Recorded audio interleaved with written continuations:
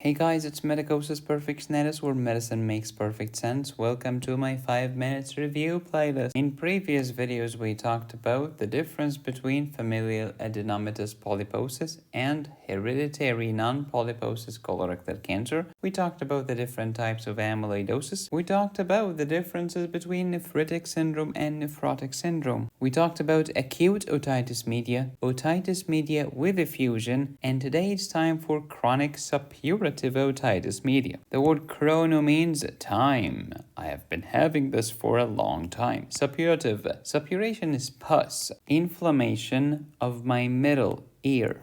Quick review and the anatomy of the ear. We have external ear, middle ear, and internal ear.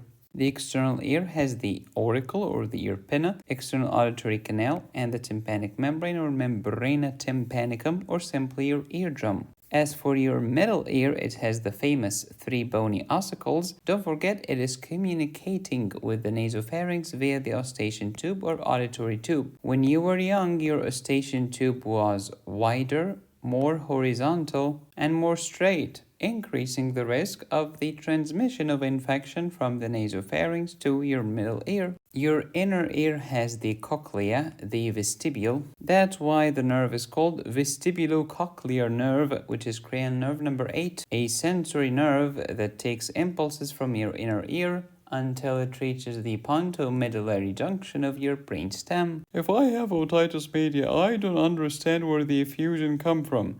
Don't forget that every cavity in your body is lined by epithelium. Every epithelium is sitting on connective tissue. And the submucosa has what? Blood vessels? Oh, serum! And all of your secretions come from the plasma. Otitis media is inflammation of the middle ear. Could be acute, could be otitis media with effusion, or it could be chronic. Don't forget the famous bacterial triad that can lead to otitis media or sinusitis. It includes Streptococcus pneumoniae, Haemophilus influenzae, and Moraxella catarrhalis. We talked about acute otitis media before. Don't forget, it's an infected middle ear.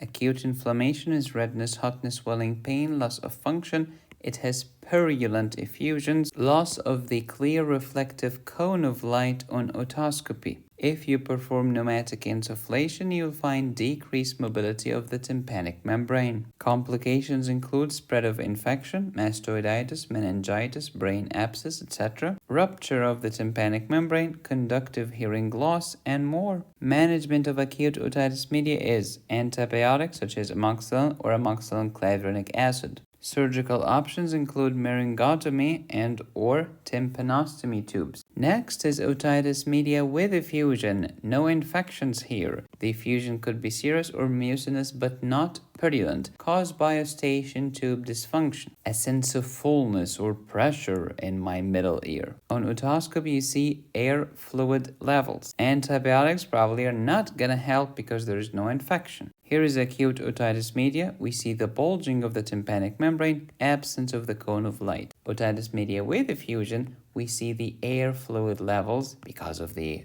effusions. Remember, effusions in acute otitis media are purulent, but in otitis media with effusion are non-purulent. Could be mucinous, could be serous. As for chronic otitis media, it could be suppurative with pus or non-suppurative, such as otitis media with effusion. Chronic suppurative otitis media. What's that? Chronic means more than 6 weeks. Suppurative means purulent, which means pus. And of course, the pus is coming out of the ear. Ear effusion is called autorrhea. Auto means ear, rhea means river, flow, like menorrhea, diarrhea, rhinorrhea. What happened before the chronic? It was acute. Purulent effusion and perforation of the tympanic membrane. And when the tympanic membrane perforates, the effusion is going to leave the middle ear and you'll find it in the external ear.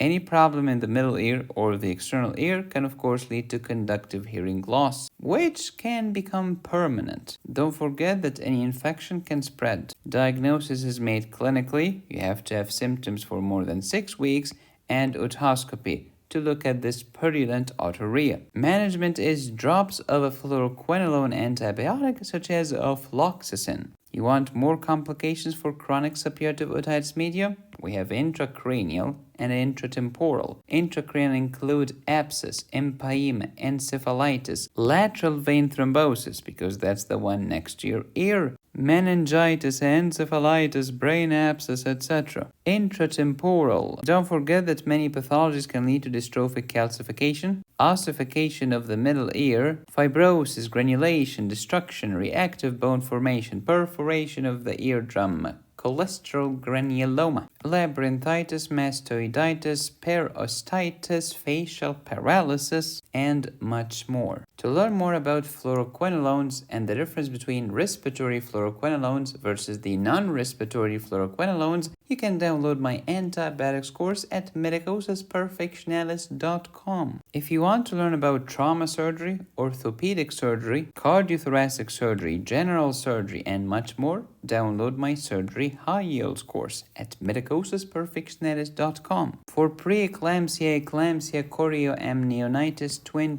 transfusion syndrome, download my Medicosis OBGYN high yields course. Thank you for watching. Please subscribe, hit the bell, and click on the join button. You can support me here or here. Go to my website to download my courses. Be safe, stay happy, study hard. This is Medicosis Perfectionalis, where medicine makes perfect sense.